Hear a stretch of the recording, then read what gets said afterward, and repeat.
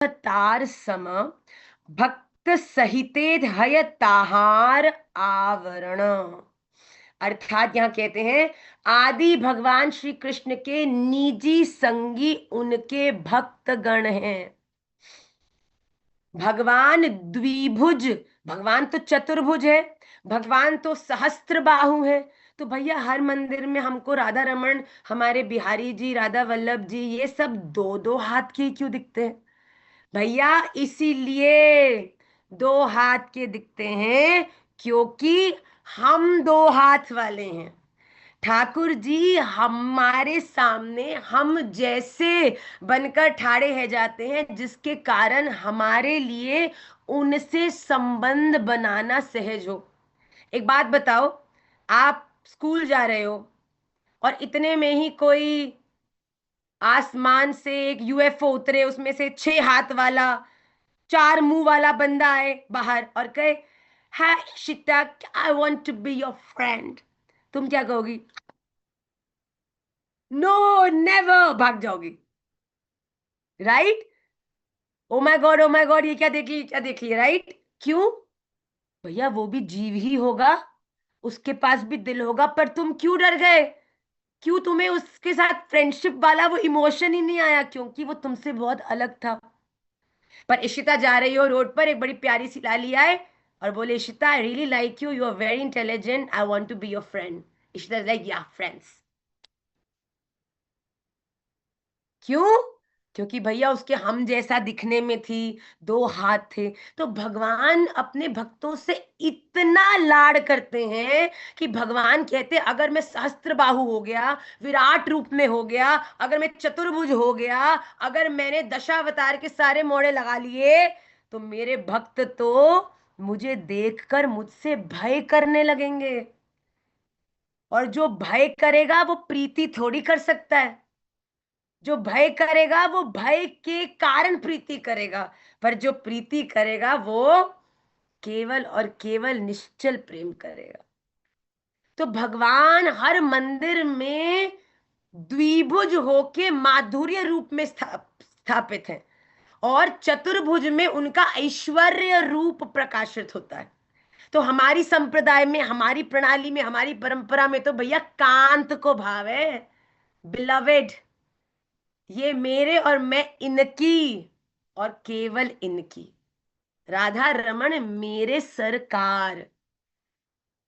तो जब हम ये भाव करते हैं तो ऐश्वर्य नहीं काउंट होता, तब माधुर्य। इसीलिए तो राधा रमन लाल इतने प्यारे बन के ठाड़े रहते हैं श्रीधाम वृंदावन में आले में, कि देखते ही भैया बस कह दो, मुस्कुराते हो तो जी उठते हैं मरने वाले।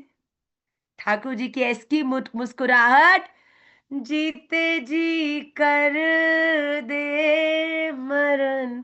हाय, कोई इतना सुंदर कैसे हो सकता है यार? How do you manage to look so handsome every day Radha Raman? You are making me crazier day by day. और ये ऐसे बन के क्यों खड़े होते हैं? इसीलिए नहीं क्योंकि उनका वास्तविक स्वरूप ऐसा है, वो इसीलिए ऐसे खड़े होते हैं जिससे कि हम उनसे प्रेम कर सके, हम उनको अपना समझ सके, कनेक्ट कर सके। हमारी जैसी आंखें, नाक, मुंह, हम ठाकुर जी जैसे नहीं है, ठाकुर जी हम जैसे बनकर ठाड़े होते हैं वृंदावन में। पता है कुछ? बताओ, इतना प्यार कोई करता है? हम कहते हैं ना, ये बड़ा आपसे प्रेम करती है, इसने शादी के बाद देखो अपना सब परिवर्तन कर लिया, पहले ऐसे रहती थी अब ऐसे रहती है, पहले ये पहनती थी अब ये पहनती है, पहले ऐसे करती थी अब ये करती है, पहले 12 बजे उठती थी अब सुबह 4 बजे उठती है। वाह वाह वाह, कितना प्यार करती है आपसे। भैया केवल स्वभाव में कुछ चीजें बदल लो तो संसार कहता है वाह वाह कितना प्रयास करती है। एक बात बताओ, उस राधा रमन को क्या कहोगे? जो तुम उससे प्यार कर सको, इस कारण भैया आंख, हाथ, नाक, मुंह, शरीर, सब कुछ हम जैसा ही धारण करके आले में ठाड़े है गए। That is the extent. भैया हम तो रेसिप्रोकेट कर रहे हैं, प्यार तो राधा रमन ने किया है। हम तो बस अवसर कर रहे हैं, ठाकुर जी कह रहे हैं मैं ये करूं, तू क्या करेगो ये बता। हम घर नहीं, ठाकुर जी के मैं तुझे चांद दिखा रहे हूँ, तू यहीं की गंदगी में अपनी दृष्टि दौड़ा रही है। तो यहाँ कहने का भाव क्या है कि भगवान श्री कृष्ण के निजी संगी उनके भक्तगण हैं, जो उनसे एक रूप हैं। भगवान के भक्त भगवान के सन्मुख हैं, मतलब कि भगवान रोज उनसे पूछते हैं। जो लोग भक्तों का दिल दुखाते हैं ना भैया, आप ये मत समझ लेना कि राधा रमन की दृष्टि से बच जाओगे। राधा रमन लाल रोज हर्षण अपने भक्तों का अवलोकन करते हो। क्या हुआ, किसने दुखाया, छोड़ूंगा ना है, आने दे समय, इसकी तो ऐसी चटनी बनाऊंगो, तो चिंता मत कर। ठाकुर जी अपने भक्तों से एक रूप है, बिल्कुल उनका मोड़ा देखते रहते हैं पूरा टाइम। हंसी तो हंस जाएंगे, आप चिंता में आओ तो ठाकुर जी तिगुना चिंता में आ जाते हैं कि क्या करें कि आप सब प्रसन्न हो जाओ। वे अपने भक्तों के समूह अर्थात अपने परिकर के ही साथ रहते हैं। ठाकुर जी सदैव अपने भक्तों के संग ही विराजमान रहते हैं। अगली प्यार देखिए, भक्त भक्त आदि क्रमे कैल सब भक्त आदि क्रमे कैल सबार वंदन, ए सबार वंदना सर्व शुभेर कारण। अर्थात अब मैंने, यहाँ पे महानुभाव कृष्णदास कविराज जी कह रहे हैं कि अब मैंने विविध स्तरों के हर प्रकार के अलग अलग भक्तों की पूजा कर ली। गुरुजनों को भी प्रणाम कर लिया, पंच जो तत्व हैं उनको भी प्रणाम कर लिया, कृष्ण भगवान को प्रणाम कर लिया, उनके पूरे परिकर को प्रणाम कर लिया। अब इनकी पूजा समस्त सौभाग्य का स्रोत है। अब हम जो श्री चैतन्य चरितामृत में श्रीमन चैतन्य महाप्रभु की बाल लीला में प्रवेश करने जा रहे हैं, अभी तक हमने जिन जिन को प्रणाम किया है वो सब ही कृपा का स्रोत बनेंगे, जिसके कारण हमको ये जीवन चरित्र हमारे इष्ट का समझने में सुलभता होगी। अगली प्यार देखिए, प्रथम श्लोके कही सामान्य मंगलाचरण, द्वितीय श्लोके ते कोरी विशेष वंदन। मतलब कि इसे महानुभाव कह रहे हैं कि पहले श्लोक में मैंने सामान्य आशीर्वाद का आवाहन किया है, किंतु दूसरे श्लोक में मैंने भगवान से एक विशेष रूप से प्रार्थना की है। मतलब पहले हम लोगों ने सबका आवाहन किया, उनको वंदन किया, उनका आशीर्वाद किया और फिर प्रार्थना करी। अगली प्यार देखिए, वंदे श्री कृष्ण चैतन्य नित्यानंदौ सहोदितौ गौड़ोदय पुष्पवंतौ चित्रौ छंदौ तमोनुदौ। अर्थात महानुभाव ने क्या प्रार्थना करी कि मैं श्री कृष्ण चैतन्य तथा श्री नित्यानंद प्रभु को सादर नमस्कार करता हूं, उनको प्रणाम करता हूं, जिन्होंने अपनी कृपा से हमारे जीवन में सूर्य और चंद्रमा के भांति प्रकाश ला दिया है। भैया सूर्य तो दिन में प्रकाश लाता है, पर कभी कभी जब रात्रि हो जाती है, जब कुछ भी जीवन में समझ न आना बंद हो जाए, तब नित्यानंद प्रभु चंद्रमा की भांति, अर्थात नित्यानंद प्रभु कौन है, वो सदगुरुदेव महाराज हैं, वो गुरु तत्व हैं। तो जब जीवन में अंधकार आ जाए, तब गुरुदेव की कृपा से वो नवीन दिन आएगा, जहां पर श्रीमन महाप्रभु के सूर्य रूपी प्रकाश का आनंद हम सबके जीवन को उज्जवल कर देगा। वाह, ठीक है। वे एक ही साथ गौड़ के क्षितिज पर अज्ञान का अंधकार दूर करने तथा अद्भुत आशीर्वाद प्रदान करने के लिए उदित हुए हैं। महाप्रभु जी और नित्यानंद प्रभु जी दोनों का जन्म गौड़ देश में हुआ है, और उनके जन्म का उद्देश्य पात्र अपात्र के अंदर डिफ्रेंशिएट करने का नहीं, बल्कि हर एक व्यक्ति के भीतर प्रेम को स्थापित करने के लिए ही उन्होंने गौड़ देश में जन्म लिया, और इस प्रेम रूपी कृपा का आशीर्वाद समस्त जीवों पर प्रकाशित किया। अगली दो प्यार देखिए। ब्रजे ये विहरे पूर्वे कृष्ण बलराम, कोटि सूर्य चंद्र जिनी दो हार निज धाम। सेई दुई जग तेरे हैया सदय, गौर देशे पूर्व शैले कोरिला उदय। अर्थात श्री कृष्ण तथा श्री बलराम जो भगवान हैं। भगवान क्यों है? स्वयं प्रकाश। दूसरा प्रकाश क्या है? यस बांसुरी।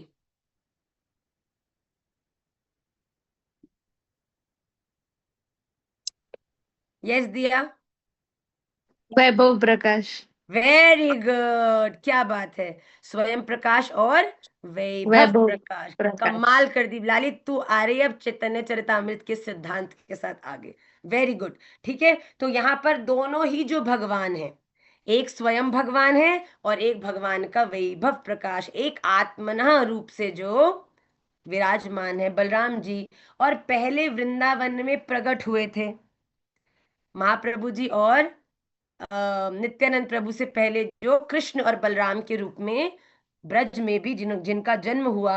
और तथा सूर्य और चंद्रमा से भी करोड़ों गुण गुण जिनका तेज है, अर्थात जिनसे सूर्य चंद्रमा उदय हुए हैं, जिनसे उनको तेज प्राप्त हुआ है, ऐसे परम तेजस्वी अब विश्व की पतित अवस्था को देखकर, जैसे मैया होती है ना करुणामयी, बालक कितना भी ऊधम कर ले, पर बालक अगर थोड़ा सा भी रोने लगे तो मैया तुरंत पिघल जाए, चाहे दो चाटे पहले मैया नहीं मारे हो, पर जैसे ही होता है उसी समय मैया का अच्छा ठीक है चलो ओके। हमारे संग तो बहुत, हमारी लालियां सोती नहीं है रात में, तो 3 बार तो प्यार करके लेटाओ, फिर चौथी बार फिर जब बाहर आती हैं किसी कारण से, फिर हमारा चंडी रूप आता है बाहर, मतलब भीतर से नहीं आता पर दिखाने वाला आता है। फिर हम दो चार करते हैं, उसके बाद फिर 5 मिनट बाद जाओ तो हमने कहा पहले बता दिया करो भैया, हम पकाए 3 बार तुम्हें, वहाँ वहाँ मेरी लाली मेरी पारी मेरी कर करके तुम 20 मिनट का ये स्वांग करते हो। पर जैसे मैया जब वो सो जाती है ना, उसके बाद क्योंकि आखिरी में डंडा डंडा पिटाई मतलब डांट करके उनको सुलाया होता है, तो रात में जब वो सो जाती हैं फिर उनका कंबल सेट करके हम ही दो दो चुम्बन दोनों की गालों में, क्या है ऐसी मार दिया ऐसी मार दिया ऐसी मार दिया, है ना। सुबह हम लोग स्कूल के लिए तैयार करें में कोई बिल्कुल नहीं डांटना, किसी को प्यार से भेजना, भैया प्यार से हम तैयार करेंगे, हम प्यार से सब करेंगे। दूध पीने की बारी में हमने 2 मिनट पहले छाना होगा, मलाई है, हमारा तो मन करता है, हमने कहा मलाई नहीं है लेट हो रहा है चलो, नहीं मलाई है, हमने कहा नहीं है मलाई है, फिर मुझे राधा रमन ठा भैया जल्दी दूध लेट हो रहा है, और फिर गीत लग जाती है, फिर जाने से पहले करके जाती हैं दोनों। चलो कोई बात नहीं, पर ये एक बड़ा करुणामयी बड़ा ब्यूटीफुल रिलेशनशिप होता है आई थिंक, जो हम रिलेश भी करते हैं टू बी वेरी ऑनेस्ट। तो जैसे कि एक मैया बालक को कितना भी डांट दे पर अंत तो गत्वा उस पर करुणा ही न्यौछावर करती है, जीव की भी ऐसी पतित दशा देखकर, ये कहाँ से निकला भाई, जीव की पतित कितनी भी दशा होती है, तो ऐसे में जब भगवान उसे सफर करता देखते हैं तो कहते हैं क्या करूं, इतनी पात्रता नहीं है कि स्वयं इसका प्रकाश हो, तो भगवान स्वयं ही अपने भक्तों के लिए इस धरती पर महाप्रभु जो नित्यानंद प्रभु के रूप में अवतरित हुए, जिससे कि वो सभी अपने भक्तों के हृदय की पीड़ा को हरिनाम संकीर्तन के माध्यम से शांत कर सकते हैं। हमको बड़ा आनंद आता है, लोग लिखते हैं हमारी जो निमाई पाठशाला एंथम को हम लोग देखते हैं, कई बच्चे लिखते हैं ये सुनकर तो मैं अपनी लाश से भी उठ के नाचने लग जाऊंगा, होता है ना। ये क्या है, ये हमको इतना आनंद आता है क्योंकि कीर्तन में वो वाइब्रेशन है कि आपका मूड कितना भी खराब क्यों ना हो, जब हरिनाम संकीर्तन सुनते हो तो अपने आप ही वो आप में पॉजिटिविटी, वो आपका ऑक्सीटोसिन लेवल आपकी बॉडी में बढ़ने लग जाता है, you start to feel relaxed and happy. वो ही करने के लिए ये दोनों गौड़ देश में उदित हुए। अगला श्लोक देखिए। श्री कृष्ण चैतन्य आर प्रभु नित्यानंद, यहाँ प्रकाशे सर्व जगतानंद। अर्थात श्री चैतन्य महाप्रभु और नित्यानंद प्रभु के आविर्भाव ने विश्व को आनंद से परिपूर्ण कर दिया। कुछ तो जादू है ना, जब पूरे हजारों की संख्या में बालक हों और हम बोले हरि बोल हरि बोल हरि बोल हरि बोल। There is a vibe, there is an energy, और ये एनर्जी हमारी नहीं है, पूरा स्टेडियम हरि बोल हरि बोल हरि बोल। ये जो बच्चा, जो व्यक्ति ने इस हरि बोल का आनंद नहीं लिया और केवल उसको वीडियो में ही देखा, मैं साची कहूं, उसके लिए उस एनर्जी, वाइब, कृपा, प्रत्यक्ष अनुभव को रियलाइज करना असंभव है। पर एक बात बताओ, जिसने एक बार भी इस हरि बोल का प्रत्यक्ष आनंद लिया है, साची बताओ, इसको सुनकर ऐसे लगता नहीं है कि इस दुनिया में होते हुए भी तुम इस दुनिया के हो ही नहीं। ऐसे लगता है कि तुम शिवास आंगन में पहुंच गए हो और महाप्रभु जी, हम तो नेत्र बंद करते हैं। तो मैं आपको साची कहती हूँ, मैं कीर्तन करते करते कभी आपने अगर देखा हो, मैं नेत्र बंद करती हूँ, क्योंकि मैं अपने शरीर और अपनी आत्मा से उस समय उस ऑडिटोरियम के स्टेज पे नहीं, बल्कि अपने नेत्र और चिंतन करके अपने आप को शिवास जी के आंगन में महाप्रभु जी के पीछे, बहुत पीछे, उनके उद्दाम नाम संकीर्तन में उनके पाछे पाछे मैं भी कहीं उस आनंद में किस प्रकार बावरी हो चुकी हूँ, उस बात का अनुभव करती हूँ। इसीलिए तो पता भी नहीं चलता और कीर्ति और तन कहाँ पीछे रह जाता है भैया। हाँ, जिसकी दृष्टि में संसार लौकिकता है, उनको लगता होगा हो क्या करते हैं, क्या करते हैं, पागल हो गए, पागल हो गए। पर भैया, जिसके नेत्रों में श्रीमन महाप्रभु के प्रेम का विरह हो, उनके प्रेम का आनंद हो, मैं अभी हरि बोल बोल रही, आधी स्क्रीन तो उसमें हरि बोल हरि बोल हरि बोल हरि बोल। तो यही तो आनंद है और इसी को ही स्थापित करने के लिए महाप्रभु प्रकट हुए। अगली प्यार देखिए। सूर्य चंद्र हरे या यैच्छे सब अंधकार, वस्तु प्रकाशिया करे धर्मेर प्रचार। बेटा जरा उसको देखा ना, सड़ नहीं जाए हमारा। आई मत दुई भाई जीवेर अज्ञान, तमो नाश कोरी केल तत्व वस्तु दान। अर्थात जिस प्रकार सूर्य तथा चंद्रमा उदय होकर सब अंधकार को नष्ट कर देते हैं, हर वस्तु को प्रकट कर देते हैं। वाह! जिसके जीवन में भक्ति है ना, ठाकुर जी उसके जीवन में इस पूरी दुनिया की सारी जो कटुता है, छलता है, डुअलिज्म है, कभी ना कभी उसके सामने लाकर प्रकाश कर देते हैं। क्या अर्थ हुआ? पहली चीज, पहली चीज क्या है कि महाप्रभु जी और नित्यानंद प्रभु जिस प्रकार अंधकार, जैसे सूर्य और चंद्रमा उदय हो जाए तो सब प्रकार से अंधकार नष्ट हो जाता है। और दूसरी चीज, जब प्रकाश होता है तो सारी वस्तुएं प्रकाशित हो जाती हैं। कमरे में अंधेरा हो तो जब कमरे के भीतर घुसोगे तो भैया हो सकता है कि कहीं पे कोई स्टूल पड़ा हो, कहीं पे चेयर पड़ी हो, नहीं पता होगा तो आगे जाओगे और पैर में लगेगी और ठोकर खा के गिर जाओगे। पर एक बात बताओ, कमरे में जाओगे और लाइट पता हो और लाइट ऑन हो जाएगी तो क्या पड़े हुए स्टूल पर ठोकर खाओगे? बस यही लाइट है हमारे जीवन रूपी कमरे की। महाप्रभु जी और नित्यानंद प्रभु जो वो आ जाते हैं, तब इस दुनिया में किसी भी प्रकार की ठोकर हमको ना लगती है और ना ही उससे कभी हमें कोई पीड़ा होती है। उसके बाद कहते हैं, उसी तरह ये दोनों भाई जीवों के अज्ञान के अंधकार को दूर करते हैं और उन्हें परम सत्य का ज्ञान प्रदान करते हैं, उसे प्रकाशित करते हैं। और अगली प्यार देखिए, आज की सेकंड लास्ट प्यार है। अज्ञान तमेर नाम कहिए कई तव, धर्म अर्थ काम मोक्ष वांछा आदि सब। कई तव, कई तव मतलब छल। कैतव का अर्थ क्या होता है? धोखा, धोखा देने की प्रक्रिया। अब सुनो, धोखा क्या है इस दुनिया में, कि हमें सब कुछ करना है, धर्म अर्थ काम मोक्ष, अपने डिजायर्स को पूरा करने के लिए। जिंदगी ना मिलेगी दोबारा, जी लो, एक बार मिलेगी, फिर पता नहीं क्या मिलेगो। हमने अब पहले भी सुनाया है, ये श्रीला प्रभुपाद की एक बड़ी अद्भुत मेरे ख्याल से लीला है, ऐसा मैंने सुना मार्ग से। तो इससे बोला कि आप क्या बावरी जैसे हरकतें करते हो, हर समय हरि नाम संकीर्तन करते हो, प्रभु का नाम लेते हो, एक बात बताओ, मरने के बाद पता चला कि ऐसा कुछ है ही नहीं, तो क्या करोगे? तो प्रभुपाद जी ने कहा कि कोई बात नहीं, ये करने जैसे आप लोगों को लोकगीत गानों पर नाच के मजा आता है, हम सबको हरिनाम संकीर्तन की ध्वनि में आनंद आता है, तो मजा तो हमको आ ही रहा है, ऐसी कोई बात नहीं है। उसने बोला अच्छा। तो प्रभुपाद जी ने कहा एक बात आप हमको बताइए। बोले क्या? बोले अगर मरने के बाद आपको पता चले कि ये सब जो था वो सच में है, तो आप क्या करोगे?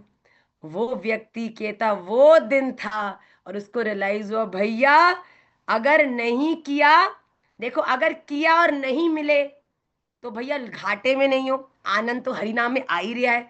पर अगर नहीं किया और बाद में ठाड़े है गए लखुटी लेके सामने, भैया तो इतने सौठे पड़ेंगे, इतने सौठे पड़ेंगे, फिर रोगे क्यों हमने मैया की बात नहीं सुनी, क्यों हमने मजाक उड़ाया वैष्णवों का, क्यों हमने निंदा करी लोगों की। इसीलिए सुधर जाओ, क्योंकि इस बात का संशय नहीं, पूरा भरोसा है कि राधा रमन हैं, और आप सबको जल्दी प्राप्त भी होंगे। इस बात की सदैव अपने हृदय में दृढ़ता रखिए। यहां पर कह रहे हैं कि अज्ञान का अंधकार मतलब तव अर्थात छप जाता है क्या, जो केवल धार्मिकता, ऊपरी तिलक माला पोशाक में ही भक्ति को आर्थिक विकास, इंद्रिय तृप्ति डिजायर तथा मुक्ति के साथ प्रारंभ होती है। हमारे जीवन में ये सब तो कॉम्प्लीमेंट्री मिलेगा तुम्हें। कोई अच्छी चीज तुम मार्केट से, हमारी एक हमारी आप सबकी गुरु बहन है, उनका नाम है रितिका जी। आप लोगों ने दिल्ली संघ को देखा होगा, काफी वो अच्छे से सब संभालते हैं, दिल्ली में भी आते हैं।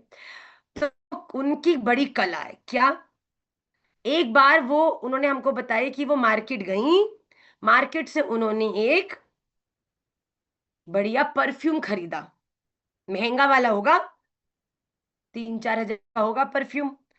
तो कहती हमने परफ्यूम खरीदा भाभी माँ, हमने कहा बहुत बढ़िया बात। उसके बाद उन्होंने एक बैग खोला, उस बैग में कम से कम, मैं आपको सच्ची बोल रही हूँ, बिल्कुल इसमें कोई आप लोगों को हंसाने की बात नहीं है, कम से कम भी तो 100 से ऊपर छोटी छोटी छोटी छोटी बॉटल्स और ये थी। हम ये क्या लाई हो अब इतना पोटला भर के? कह रही जहां से मैंने ये महंगो वाला परफ्यूम खरीदा माँ, उससे मैंने कही इतना महंगा परफ्यूम तो दे। कह रही लेते लेते लेते लेते वो एक देता तो मैं बोलती कि मेरे घर में तो 8 लोग रहते हैं। हर चीज का एक टेस्टर, टेस्टर देखे आपने, टेस्टर क्रीम, टेस्टर स्टीरम, टेस्टर ये टेस्टर वो, करती करती झोला भर के टेस्टरों का ही, मतलब उन टेस्टरों से ना निकल जाए भाई, मेन महंगी क्रीम खरीदने की जरूरत ही ना है। उन्होंने इतना सारा टेस्टर कॉम्प्लीमेंट्री ले लिया दुकानदार जी से, कला है भाई। वो हम तो वहां से भग जाते, गुण नहीं है, ये हाथ टाइट है हमारा, इसमें बार्गेनिंग वाला सिस्टम है। बट हमने कहा आप तो देवी हो, हम कहा हम कुछ भी लेने जाएंगे, हम तो आपको भेजेंगे, खुद तो जाएंगे ना। तो कहने का भाव क्या है कि अगर आप राधा रमन लाल को पकड़ लोगे ना, तो ये इंद्रिय तृप्ति, ये धन, ये संबंध, ये आर्थिक विकास, ये आपकी मुक्ति, ये सब तो कॉम्प्लीमेंट्री ही आपको मिल जाएंगे। यश, हर तरह का ये जो चीजें हैं ये कॉम्प्लीमेंट्री आपको प्राप्त हो जाएंगी। इसके पीछे आपको दौड़ने की जरूरत नहीं है। भगवान पकड़ लो, बाकी सब तो अपने आप प्राप्त होने लगेगा भैया। राधा रम, और मैं साची कह रही हूँ, फिर भी कॉम्प्लीमेंट्री प्रोडक्ट मत उलझ जाना। क्यों? क्योंकि अगर सिर्फ टेस्टर लेने जाओगे ना, टेस्टर के बिहाफ पे कोई आपको 3,000 वाला परफ्यूम नहीं देगा। समझी भाई, बात आई? 3,000 का परफ्यूम खरीद लोगे तो कॉम्प्लीमेंट्री बहुत चीजें मिल जाएंगी। पर अगर आप कॉम्प्लीमेंट्री चीज को पकड़ के बैठ जाओगे, उसके बिहाफ पे आपको परफ्यूम महंगा वाला नहीं मिलेगा। कोई रुपए का कॉम्प्लीमेंट्री का पैकेट लेके तुम कहोगे 3,000 का परफ्यूम दे दे, 2 रुपए में दूंगी इसके, कहेगा भाग आगे भाई, बावरी हो क्या तुम? राधा रमन को पकड़ोगे तो यश, समृद्धि, ज्ञान आदि आदि तो कॉम्प्लीमेंट्री मिलोगे। पर मैं साची कहती हूँ, धन यश को अगर पकड़ के बैठ जाओगे तो राधा रमन लाल मिलने बड़े कठिन है। बात बड़ी विचार की है, ध्यान से सुनिएगा। और ये आज हमने 10 श्लोक जो हैं आगे किए। हमारा मन है कि हम एक और चीज आगे करें, क्योंकि ये श्रीमद् भागवत का एक बड़ा ही अद्भुत श्लोक है, मंगलाचरण का। इसको आप मेरे संग गाएंगे।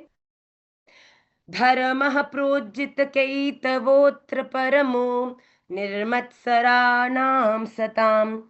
धर्म धर्म प्रोज्झित कैतरमो निर्मत्सराणां सताम्। वेद्यं वास्तवमत्र वस्तु शिवदम् मूलनम्। श्रीमद्भागवते महामुनिकृते किं वा वरै किं वा वरैरीश्वर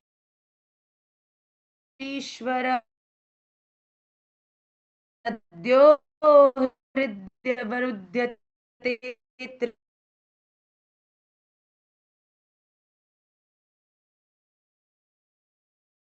महापुराण में मंगलाचरण का ये द्वितीय श्लोक है प्रारंभ में, और ये कहता है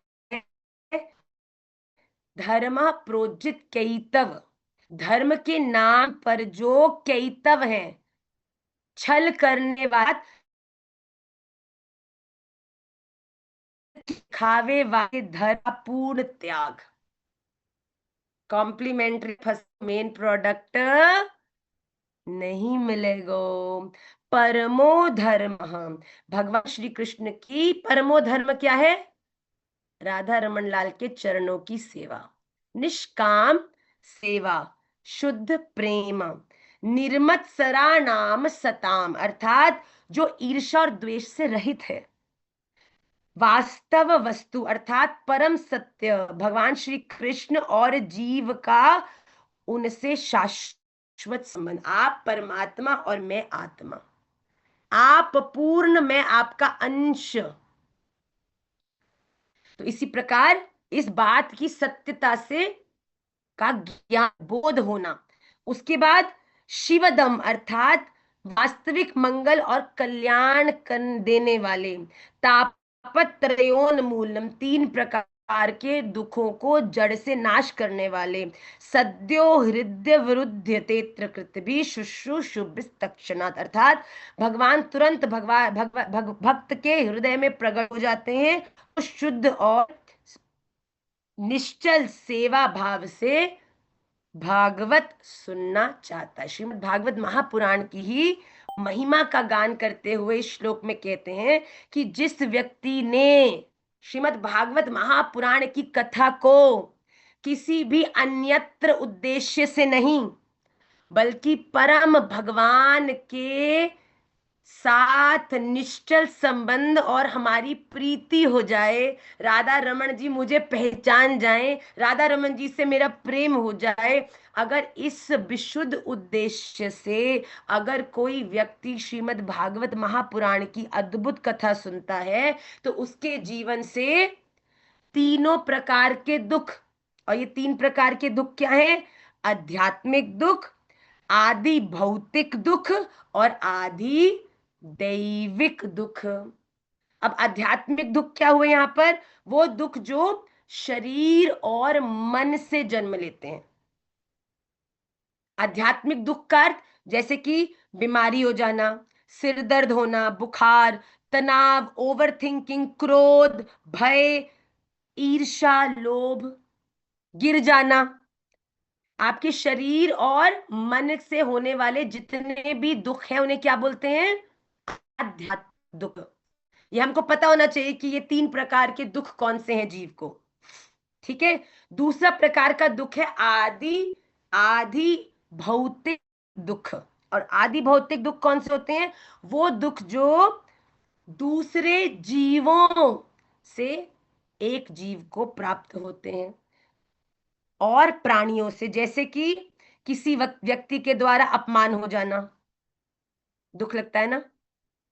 किसी के द्वारा हिंसा हो जाना, किसी और जानवर के द्वारा आपको काट लिए जाना, सांप ने डस लिया, कुत्ते ने काट लिया, ठीक है, या कोई चोर, शत्रु या कोई अन्य आपको हानि कर दे। कोई चोर चोरी कर गया, जानता भी नहीं है, कोई इमोशनल कनेक्ट भी नहीं है, फिर भी आदि भौतिक दुख दे गया, पीड़ा दे गया। ओके। तो आध्यात्मिक हुआ शरीर और मन, आदि भौतिक हुआ दूसरे जीवों के द्वारा जो दुख दिया गया, और तीसरा है आदि दैविक दुख। ये दुख प्राकृतिक या दैवी शक्तियों के कारण होते हैं, जैसे कि नेचुरल कैलामिटीज, भूकंप, बाढ़, ठीक है, एकदम से ग्लोबल वार्मिंग, इतनी गर्मी, इतनी ठंडी, इस प्रकार के जो दुख हैं। अब वो व्यक्ति जो श्रीमद् भागवत महापुराण की कथा को बिल्कुल हृदय से सुनता है, उसके जीवन से ये तीनों प्रकार के जो दुख हैं, आध्यात्मिक, आदि भौतिक, आदि दैविक, इनको मूल से, जो ये श्रीमद् भागवत का जो गुण है उसको नाश कर देता है। महर्षि वेद व्यास द्वारा रचित इस श्रीमद् भागवत के होते हुए अन्य किसी शास्त्र को पढ़ने की आवश्यकता नहीं। महाराज जी से पूछा था ना, आपका सबसे प्रिय शास्त्र? महाराज जी ने कहा श्रीमद् भागवत महापुराण। श्रीमद् भागवत महामुनि कृते किंबा परैरीश्वर सद्यो हृदय वरुद्य तेत्र कृतभिषु शुभिस्तक्षणात्। आपके जीवन में हर प्रकार के दुख का हरण कर लेगा अगर व्यक्ति जो श्रद्धा पूर्वक इसे सुनने की इच्छा रखता है।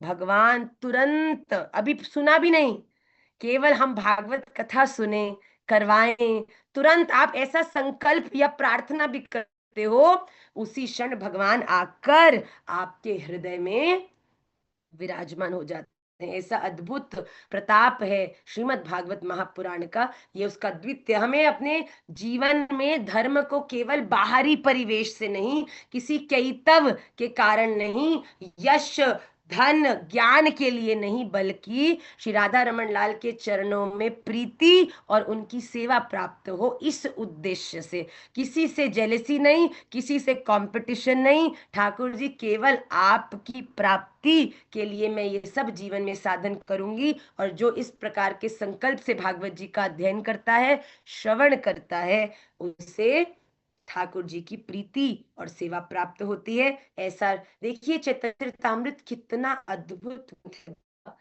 इसमें आपको गीता जी भी मिलेंगी, इसमें आपको श्री रामायण जी भी मिलेंगी, इसमें आपको श्रीमद् भागवत महापुराण भी मिलेगा। भैया कमाल हो गई। ऐसा अद्भुत अलौकिक ये शास्त्र है कि महाप्रभु जी ने अपने पूर्व के सब अवतारों का इसमें विस्तार किया। आपको आगे आगे भी देखना, बहुत बार आपको भागवत जी के, कभी कभी गीता जी के इधर उधर के श्लोक आपको श्रवण करने का अवसर मिलेगा। तो ये अपने आप में इतना अद्भुत और परिपूर्ण है कि हमें बड़ा कृपा है हम सब पर गुरुजनों की कि हमें इसका आश्रय मिला। आज की कक्षा को हम यहीं विश्राम करेंगे